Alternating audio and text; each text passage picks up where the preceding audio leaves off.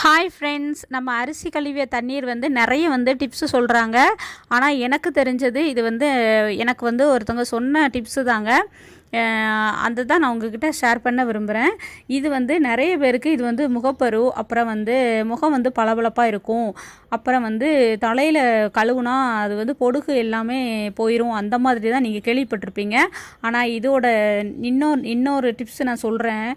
அதாவது நம்ம செடிகள்லாம் வச்சுருப்போம்ல, செம்பருத்தி கன்று, ரோஜா கன்று, எல்லா கண்ணுலையுமே நமக்கு அந்த வெள்ளை நோய் அடிக்கும்ல, அதுக்கு இது மருந்தாகவே பயன்படுது. எப்படி அப்படின்னா, இந்த தண்ணியை ஒரு 3 வாரத்துக்கு ஒரு டப்பாவில் நம்ம ஸ்டோர் பண்ணி வச்சுக்கணும். அது ஒரு ஒரு ஒரு மருந்து மாதிரியே நமக்கு வரும்.